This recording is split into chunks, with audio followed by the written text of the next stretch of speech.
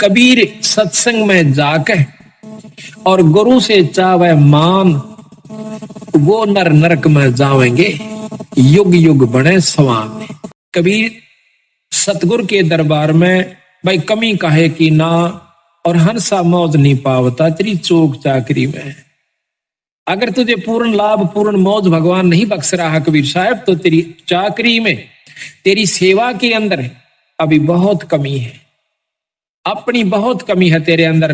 नहीं, जब 98 व्यक्तियों को परमात्मा पूर्ण लाभ दे रहा है, बंदी छोड़ दर्शन दे रहा है, और उनको वो झलक नजर आ रही है जो वर्णन करते हैं हम रोजाना, तो आपको नहीं आई, तो भाई आपकी चूक चाकरी में, आपकी कोई सेवा में कमी है, आपके कोई नियम में कमी है, आप में भी कोई अहंकार अभिमान बकाया है। तो सतगुरु महाराज को अहंकार तो लेश मात्र भी ईश्वर को पसंद नहीं है, और जिनमें अहंकार नहीं रहा उनको परमात्मा का दीदार हुआ, दर्शन हुआ, आत्म कल्याण हुआ। और इसमें के लगे है अहंकार को तोड़ने में, कुछ नहीं लगता, बस थोड़ी सी कसर से, थोड़ा सा सावधानी की आवश्यकता है, थोड़े सी विवेक की आवश्यकता है इसके अंदर। आज हम मनुष्य शरीर में हैं, ये माटी का पुतला और खाक में मिल जाएगा 10-20 साल के अंदर अंदर। और फिर हमारे ऊपर महाराज ने लिखा है कि कबीर काहे गर्भियो और ऊंचा देख आवास, और काल पड़े भू लेटना तेरा ऊपर जामे घास। कल तो जमीन पर जाकर पड़ना होगा, और वहां फूक फाक के थोड़ी सी राख हो जाएगी, और उसके ऊपर फिर तेरा घास जामेंगे। तो इस प्रकार इस अहंकार ने, जैसे आज हम पशु बन जाते, एक शरीर छूटेगा ये भी पक्का है, और छूटने के बाद फिर पशु जुन्नी में जाना होगा, जिसमें नाम नहीं लिया जिन्होंने, और विकार किए बीड़ी शराब मांस तंबाकू प्रयोग करते रहे, उनको 184 प्राप्त होगी। फिर जिन भक्तों ने नाम भी ले लिया और अपना धर्म पुण्य भी कर रहे हैं, और फिर भी अभिमान रह गया, फिर भी आप 184 में जाओगे। कल हमने देखा रात्रि में इतनी ठंड थी, अरे कुत्ता इस गली के अंदर है, बाहर पड़ा बेचारा, और ऊपर से उसके खांसी होगी, 1 मिनट भी उस कुत्ते को खांसी से चैन नहीं थी। अब देखियो, पहले तो जन्म कुत्ता, ऊपर से ये खतरनाक रोग उसको लग गया, फिर कोई टांग तोड़ दे, आम कुत्ते के पैर में लंग पावेगी। क्यों पावेगी? कि उसका कोई ना कोई डला, कोई लठ या कोई पहिया उतर जाएगा, क्योंकि बिचारे बैठे वो पिछला अहंकारी जीव था, उसने कोई नो कहते न थोड़ा इधर वाले कौन होता, अभिमान रखा करता था, और आज अभिमान उसमें झोंका तू है, अपने अहंकार वश बिचाड़ा बैठेगा, और बिल्कुल ऊपर गाड़ी चढ़ न हो लेगी जब थोड़ा सा सरकेगा एक तरफ। वो पिछला जो उसके अंदर बदमाशी थी वह अब भी मौजूद है। कई कुत्ते ऐसे देखें कि जीप ऊपर चढ़ न हो जाएगी जब थोड़ा सा हलते हैं, तो उस कष्ट के कारण, उस अहंकार के कारण उसने कितना भारा दुख मोल ले लिया। तो इन बातों ने याद रखेगा जो भगत, तो उसको कोई भी अहंकार नहीं रहेगा। अब हम सत्संग में यही सिखाते हैं, आप अपने घर में आजकल ऐसा कोई भी नहीं रहा जो डबल बेड ना ले रहा हो, और डबल बेड के ऊपर गद्दा भी बहुत मोटा हो से, और अच्छी बड़ी आज वस्त्र भी आप लिए हुए सो, तो हम आपको यहाँ ऐसी असुविधा देने की कोशिश करते हैं जो ज्यादा भी ना हो और सुविधा भी ज्यादा ना हो। इसका कारण यह भी है कि आपके मन में वो अहंकार रूपी राक्षस बना ना रहे, जहां स्थान मिल जाए वहीं बैठ जाए, चाहे नीचे मिलो चाहे ऊपर मिलो, चाहे बोरी मिलो चाहे कोई वैसे साधारण दरी मिलो, तो हम उस समय ये देखकर इस पर बैठ जाते हैं कि भगवान के दरबार में और काहे का मान। कबीर साहब इसके बारे में कहते हैं कि कबीर सत्संग में जाकर और गुरु से चावे मान, वो नर नरक में जावेंगे, युग युग बने समान। जो सत्संग में जाकर और गुरुओं से मान की इच्छा रखता है कि हमने अच्छे स्थान पर गुरु आनंद नहीं बिठा, हम जानबूझ कर अवॉइड करते हैं उनको अच्छे स्थान पर बैठाने की, क्योंकि ये अंतःकरण हमें क्योंकि समय समय पर ये चेक करना पड़े से कि इसमें भी वह बीमारी बकाया से कि नहीं। पहले जब नाम उपदेश दिया करते थे संत जन, जल्दी से उपदेश नहीं दिया करते, परीक्षा लिया करते थे। एक राजा ने राज त्याग दिया, संतों के कहने से सुनने से, सत्संग को शांत है। तो उसने जब राज वो नाम लेने के लिए जाता है एक सत्संग सुनकर, तो गुरुदेव कहते हैं कि राजन आपको नाम नहीं मिला है। काहे को महाराज, मुझ दास में ऐसी कौन सी कमी है? कहने लगी राज के अंदर आप भक्ति नहीं कर सकते, आप में मान सतावेगा, अहंकार जमा हो जाएगा और बड़े बनाए खेल को आप सर्वनाश। उसने एक बार आग्रह किया, 2 बार किया, घर चला जाता है, राज त्याग दी। राज त्याग करके महाराज के पास आता है कि महाराज मैंने राज त्याग दिया, ये सतगुरु उपदेश दे दो महाराज, क्योंकि आत्म कल्याण का जिसको चसक पड़ जाएगी, जिसको ये दुख दिखने लगेगा, दिखाई देगा, तो वो इस काम को कर सकता है। महाराज कहते हैं गरीब तन मन धन सब अर्पिए, गरीबदास जी महाराज कहते हैं कि गरीब तन मन धन सब अर्पिए, भक्ति मुक्ति के काज और जिनके उर्म बंदगी, यू के इंद्र का राज। इस उद्देश्य को वही भक्त ले सकता है जिसके भीतर में यह बात बैठ जाएगी, अंतःकरण में जमा होगी कि ये खेल तो हमने लाखों बार खेल लिए, करोड़ों बार खेल लिए। बच्चों का पैदा करना, उनको पाल पोस कर ब्याह शादी कर जाना और फिर मर जाना, फिर कुत्ते गधे कुत्तिया बन जाना, ये खेल तो वीरा संख्यों बार खेला पाने। पर ईब जो खेल खेलना से वो खेल के दिखाओ। अब ये खेलने का समय आ गया, आप सिलेक्ट हो लिए, बंदी छोड़ के खाड़े के पहलवान सो, अरीब उस पहलवान पहलवान वाला काम करके दिखाना चाहिए।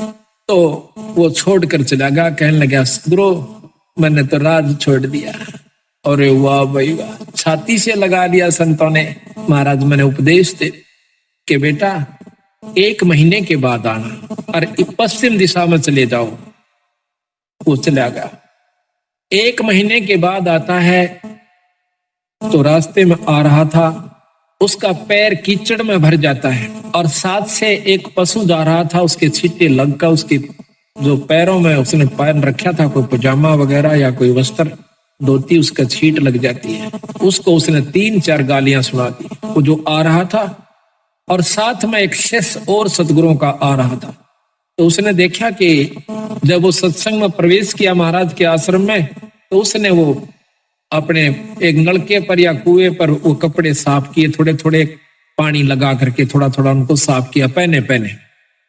तो गुरुदेव ने पूछा, दो और भक्त आया था, वो आके कहने लगा महाराज जी ये कौन है?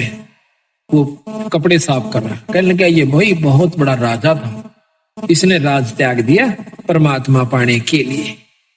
कहने लगा जी त्याग गया कुछ नहीं, नहीं बताई। क्यों भाई?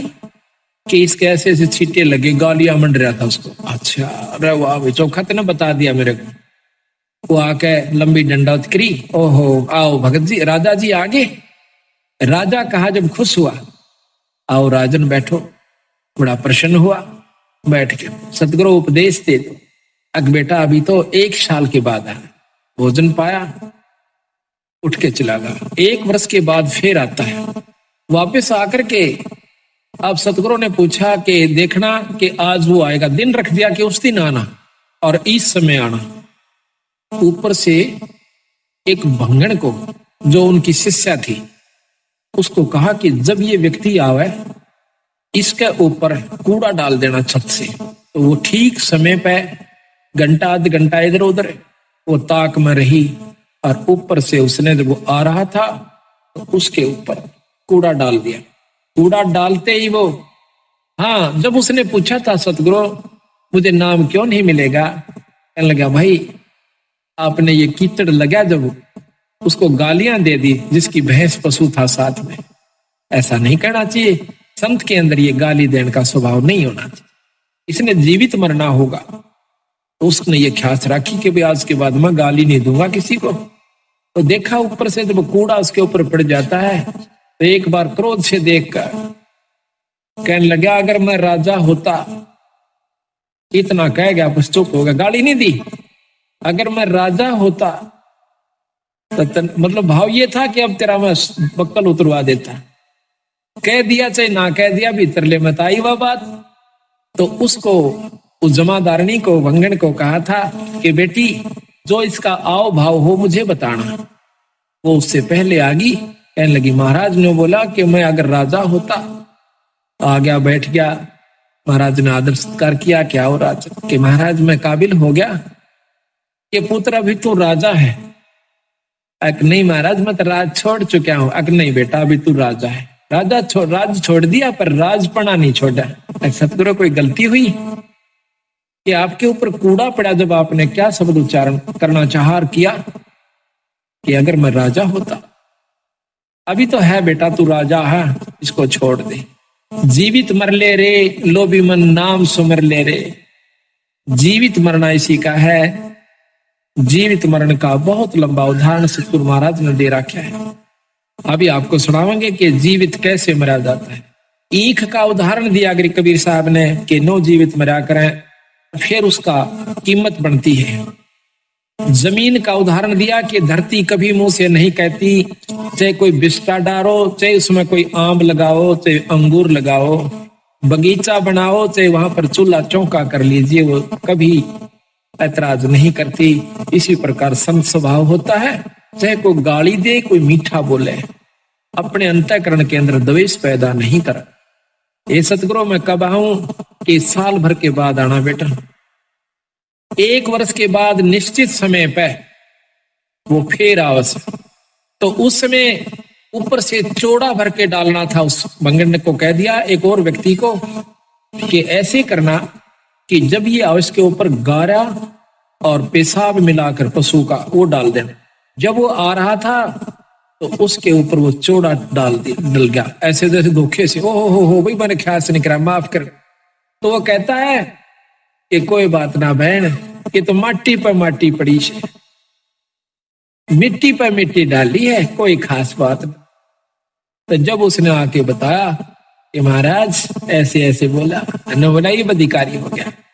आते सतगुरु ने छाती से लगा लिया, बेटा अब तुम उपदेश अधिकारी। इस शरीर को आपने मिट्टी समझ लिया तो ये अब आप तो अधिकारी हो चुका है भगवान के नाम लेने का।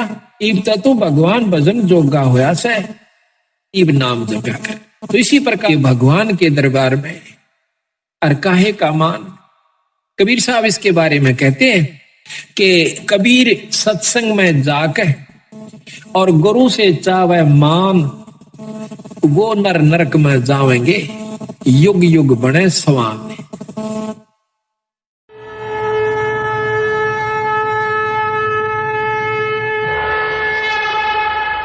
परमात्मा बंदी छोड़ कहते हैं भाई भक्ति करा करो गणी गणी। और ये समय ये दाव फिर नहीं लगेगा। ऐसे और वीडियो देखने के लिए चैनल को सब्सक्राइब करें और वीडियो को ज़्यादा से ज़्यादा शेयर करें। और हाँ, वीडियो के बारे में अपनी महत्वपूर्ण राय हमें कमेंट बॉक्स में जरूर बताएं। धन्यवाद। हमसे जुड़े रहने के लिए हमारे YouTube चैनल को सब्सक्राइब करें